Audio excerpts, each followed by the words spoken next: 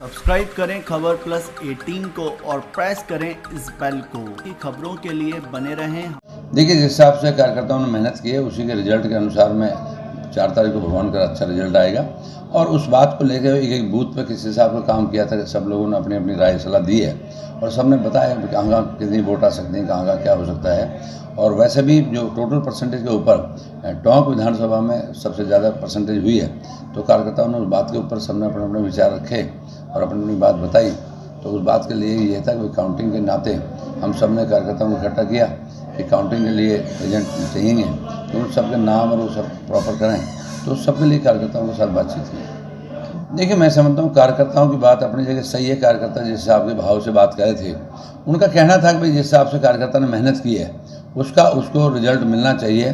कल को नगर पालिका के चुनाव है, नगर परिषद के चुनाव है, पंचायत राज के चुनाव है, उन सब में कार्यकर्ता इस बात की उम्मीद करता है कि हमारा संगठन में भी नाम आना चाहिए, हमारा टिकट में भी होना चाहिए।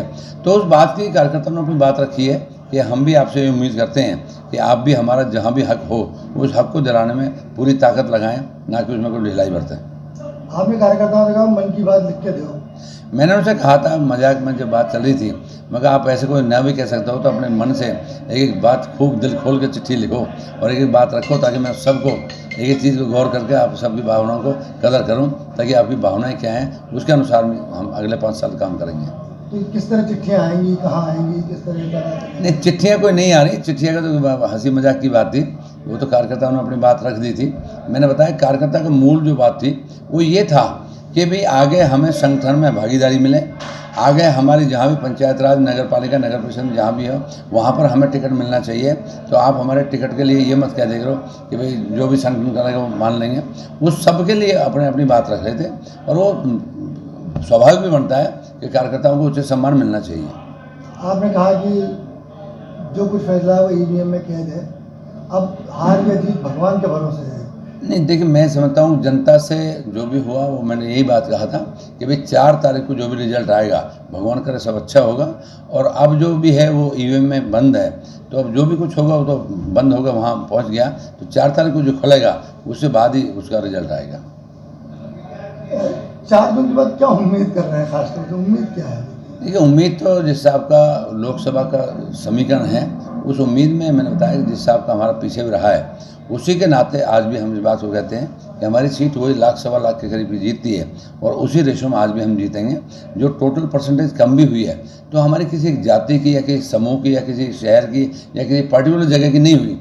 टोटल ओवरऑल ही शादियों ब्याह की वजह से, गर्मी के कारण, उस वजह से ही दोनों तरफ से, मतलब चाहे कांग्रेस की बात हो, चाहे बीजेपी की बात हो, चाहे किसी और की, टोटल ही परसेंटेज कम हुई है, वो किसी पर्टिकुलर जाति समूह की नहीं हुई।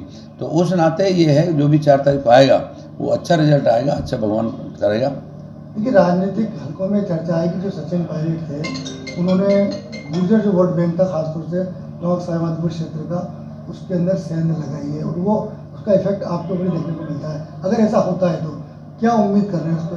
देखिए, मैं समझता हूँ कि जाति समीकरण में कोई भी सैन्य नहीं लग पाती। मैं स्वाभाविक है कि जब भी जो जाति का आदमी चुनाव लड़ता है तो उसमें कोई ऐसा नहीं होता कि भाई पार्टी के नाते कोई आदमी जो है। जहाँ तक सचिन पायलट की बात रही, सचिन पायलट का पार्टी के नाते उसका अपना फर्ज बनता है, करते हैं। हम भारतीय जनता पार्टी के पक्ष में हम अपनी उम्मीद करते हैं। तो हम अपने अपने चुनाव में जब भी होती है तो हमारा जब नीचे चुनाव होता है तो हम अपनी मेहनत करते हैं, बीजेपी वोट दो, लेकिन आदमी होता क्या है जाति के नाते वहाँ वोट दे देता है।